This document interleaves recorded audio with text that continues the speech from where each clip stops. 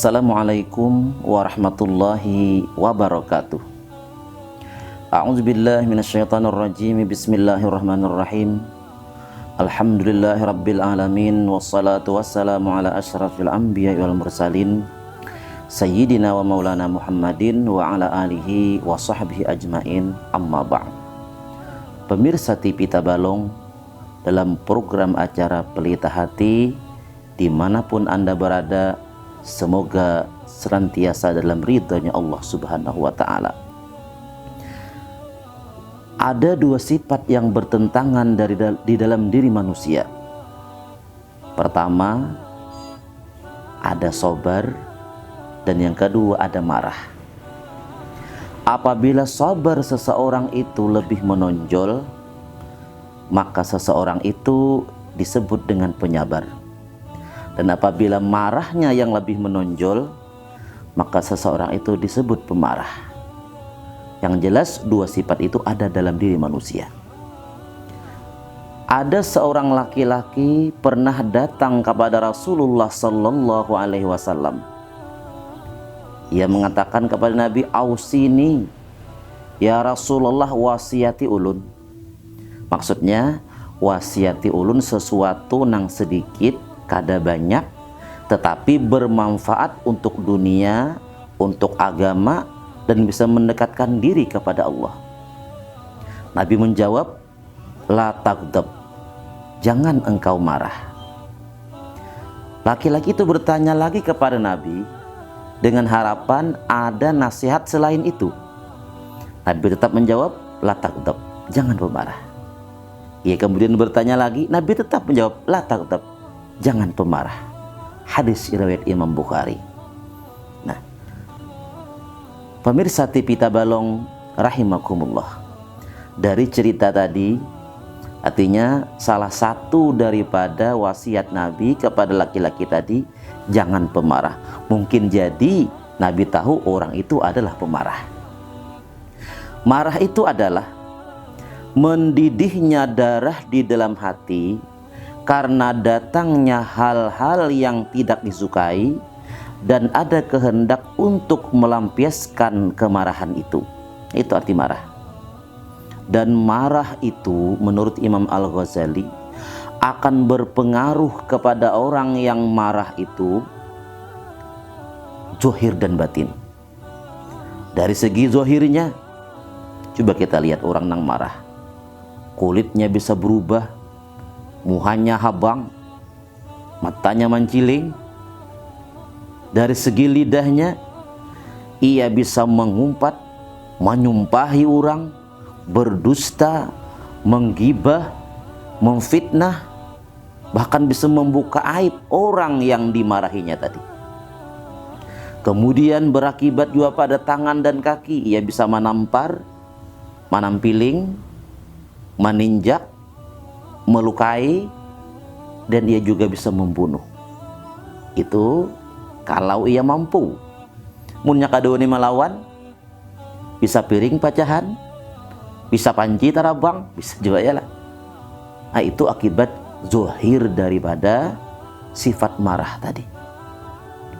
Kemudian akibat batin lebih berbahaya lagi, yaitu akibat batin daripada orang yang marah adalah ia bisa dendam, bisa dengki, senang orang yang dimarahinya itu mendapat bala, sedih bila orang yang dimarahinya mendapat nikmat.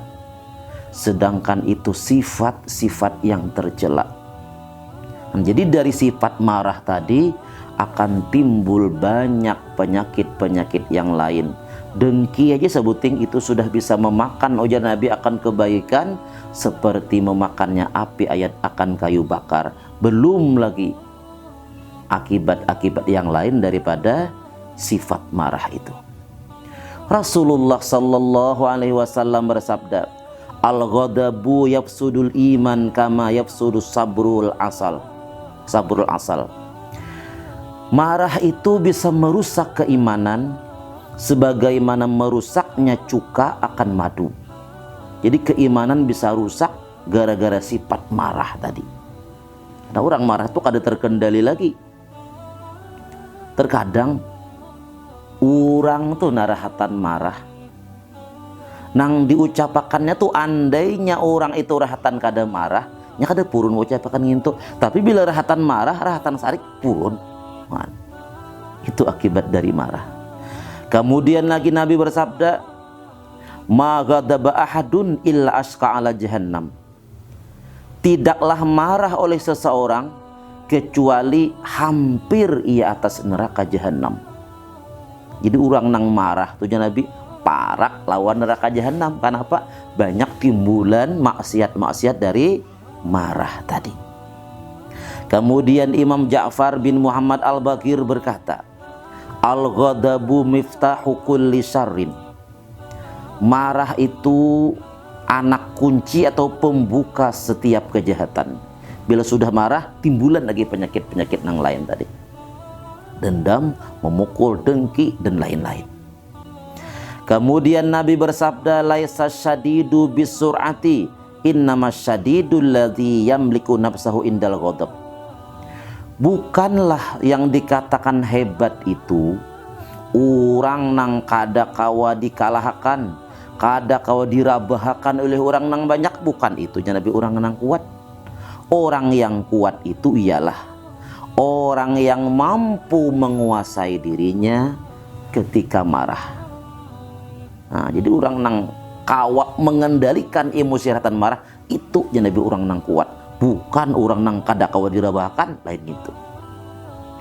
Nah, kemudian bagaimana cara mengobati kita ini nang pemarah ini, nang panyarikan ini? Pertama dengan ilmu. Nabi bersabda, man kaffa ghadabahu kafallahu adzabahu yaumal qiyamah. Barang siapa menahan ia akan marahnya, niscaya menahan oleh Allah Ta'ala akan azabnya nanti di hari kiamat. Nah, jadi pertama obatnya dengan ilmu, kita memikirkan hadis Nabi. Ya Nabi, bila kita kawa menahani kada sarik, nah Allah Ta'ala akan tahan juga azabnya nanti di hari kiamat. Kemudian lagi cara mengobati marah dengan ilmu, kita menakuti diri kita dengan akibatnya. Bila aku marah, bila aku sarik, bisa bakal lahiam kaina, bisa kada barawaan nam kaina.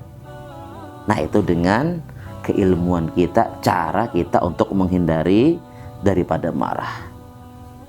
Kemudian ada pun dengan perbuatan kita, cara kita melawani marah, yaitu ketika kita sedang marah, bacalah a'udzubillahi minasyaitonirrajim. Aku berlindung kepada Allah dari godaan syaitan yang terkutuk. Karena di saat kita marah, sebenarnya kita dikuasai oleh syaitan. Nah, jadi baca a'udzubillah. Namun ketika kita masih marah, baca a'udzubillah masih jua sarik, amun kita rahatan berdiri, bawa duduk. Bila kita berduduk masih aja marah, bawa barabah. Bila kita barabah masih aja lagi kita sarik, bawa uduk. Karena ujar Nabi, inna syaitana khuliqa min narin wa innama tutfa'un naru bil ma'i fa idza ghadaba ahadukum falyatawadda. Sesungguhnya syaitan itu Nabi diciptakan daripada api, dan sesungguhnya api itu dipadamkan dengan air. Maka apabila kamu marah Nabi, bawa wudu. Jadi marah itu kita seakan-akan dirasuki oleh syaitan. Bahkan syaitan pernah berkata, ujar syaitan, aku bila orang tuh rahatan marah, rahatan sarik, ujar syaitan, aku menggodainya itu seperti seorang anak kecil yang mempermainkan bola. Ketika kanak-kanak mainkan bola, kayak apa aja ini anak-anak sipaknya kah, tanduknya kah, diapainya kah, itulah kita. Jadi ketika kita marah, kita dikuasai oleh syaitan, nyaman bener syaitan menggoda. Nah, jadi bagaimana tadi mengobati marah? Ingatkan tadi ujar Nabi tadi. Artinya bila kita kawamanah nih marah, Allah Ta'ala akan tahan juga azab kita nanti di hari kiamat. Pemirsa TV Tabalong yang semoga dirahmati oleh Allah Subhanahu wa Ta'ala. Namun meskipun marah itu sifat yang tercela, ia tidak boleh hilang daripada kita. Bilanya hilang, hadirkan kembali. Marah tuh harus ada juga. Misalnya agama kita dihina, nah kita wajib marah.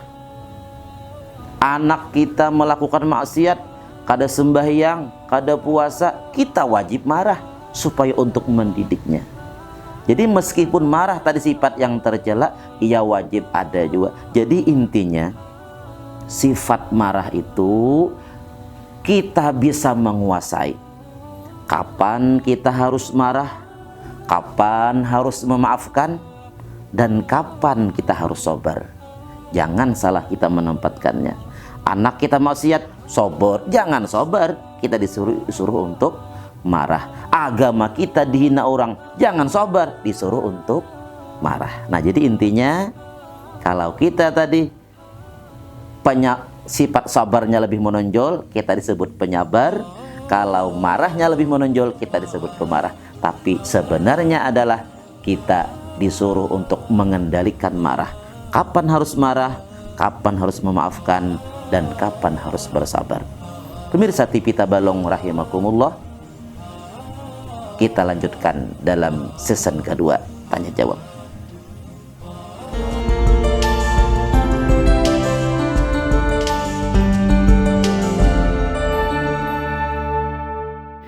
Pemirsa TV Tabalong dimanapun Anda berada, yang semoga senantiasa dalam rahmat Allah Subhanahu wa Ta'ala.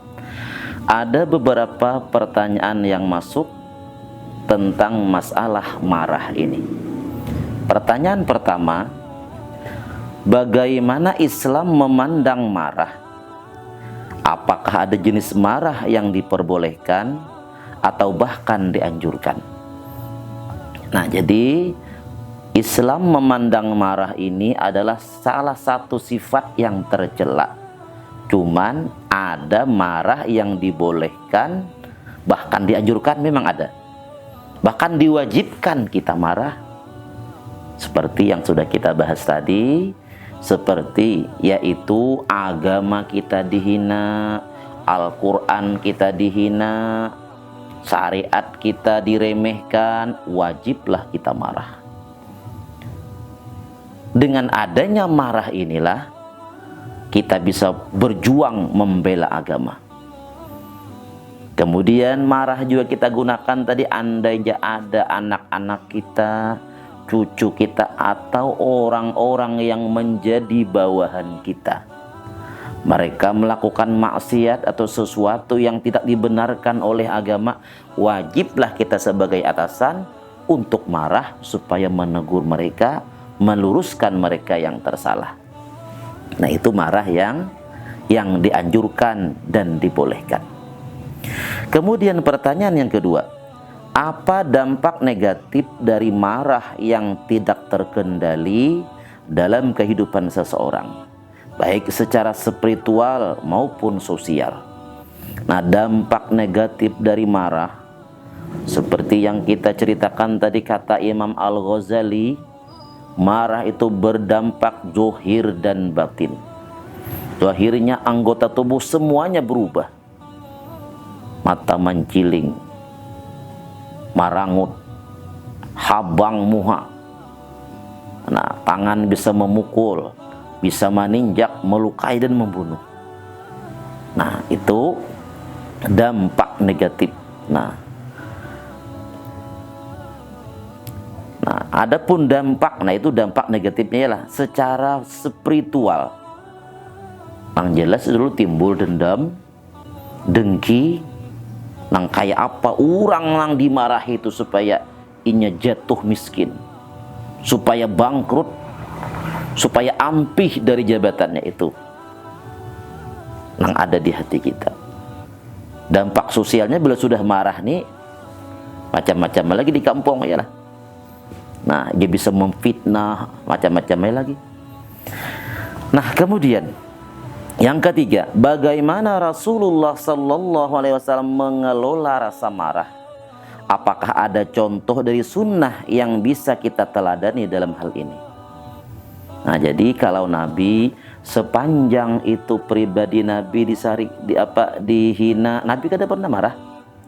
Ada orang nang tiap hari meludahi Nabi ketika lewat, Nabi kada sarik. Tetapi ketika agama yang dihina, Nabi marah. Nah, Nabi marah apabila itu berhubungan dengan agama. Kalau sepanjang pribadi beliau nang disakiti, beliau masih sabar. Itu teladan yang dicontohkan oleh Rasulullah Sallallahu Alaihi Wasallam. Kemudian yang keempat, mengapa marah dianggap sebagai salah satu pintu masuk setan dalam hati seorang muslim? Nah, karena apabila sudah marah, iblis akan mudah mengganggu kita, menggoda kita. Hati ya orang tuh. Kenapa jadi mahina orang? Kenapa jadi mencaci maki orang? Karena ia marah. Kada mau orang tuh berkelahi, kada ada marah tuh kada mau berkelahi. Kenapa jadi berkelahi? Karena ada marah. Nah, jadi bila sudah marah tadi, nang asalnya kita nih waktu sadar nih kada purun menggawing itu, kada purun mau ucapkan kata-kata ngintu, tapi bila marah purun. Kenapa? Iblis nang membisiki. Nah, jadi marah itu termasuk daripada pintu masuknya setan. Yaitu tadi caranya kita, ayo apa-apa nang sudah sabdakan Nabi tadi, cara mengobati marah itu dengan kita mengingat kembali bahwasanya ujar Nabi, apabila kita kawam menahan marah, niscaya akan ditahan juga azab daripada kita. Karena marah itu pintu daripada setiap kejahatan. Pemirsa TV Tabalong rahimakumullah. Nah, jadi sekali lagi sebagai kesimpulan, marahlah kita pada tempatnya dan sabar pula kita pada tempatnya. Memaafkan itu lebih baik daripada marah, karena banyak dampak yang timbul daripada kemarahan. Mudah-mudahan kita bisa menguasai diri kita ketika marah hanya pada tempatnya. Wallahul muwaffiq ila aqwamit thoriq. Wassalamualaikum warahmatullahi wabarakatuh.